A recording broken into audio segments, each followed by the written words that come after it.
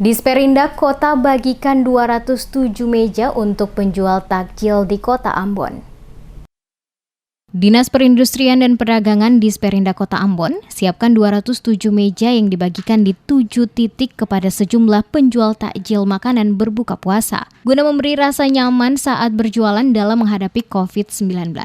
Hal ini disampaikan langsung oleh Kepala Dinas Perindustrian dan Perdagangan Kota Ambon, Peter Lewol, kepada tim Demes Media Group pada Senin 27 April 2020 di ruang kerjanya. Ia menjelaskan pemerintah Kota Ambon lewat Disperindak Kota Ambon menyiapkan sebanyak 207 meja yang diperuntukkan bagi para penjual takjil dalam Kota Ambon. Pemberian 207 meja jualan, kata Lewol, dibagi pada 7 titik penyerahan meja sebagai tempat penjualan makanan takjil, antara lain pada lokasi Desa Batu Merah, Kelurahan Onipopu, tepatnya di depan Masjid Al-Fatah, Desa Nania, Waiheru, Poka, dan Wayame, serta Pandan Kasturi. Penempatan meja-meja ini ditentukan oleh pemerintah dalam memberikan jarak antar penjual yang satu dengan penjual yang lainnya, guna membatasi mereka sehingga tidak berdekatan satu dengan yang lainnya, guna menjaga jarak atau social distancing sesuai anjuran pemerintah. Nantinya, seluruh meja bantuan yang diberikan langsung diatur agar tidak saling berdekatan satu dengan yang lainnya, guna memastikan jarak tetap dijaga dalam rangka mengantisipasi pandemi COVID-19,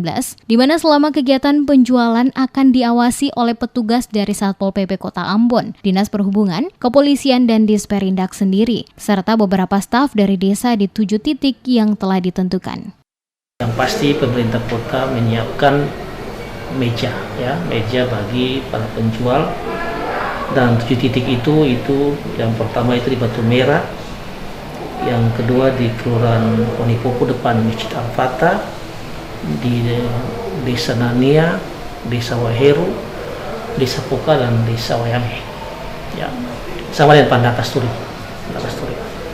Jadi yang pasti kita menentukan jarak penjual antar penjual. Jadi itu jaraknya itu 1,5 meter, dan kita kontrol betul supaya pada waktu pembeli datang untuk membeli itu kan tidak ada penumpukan di situ.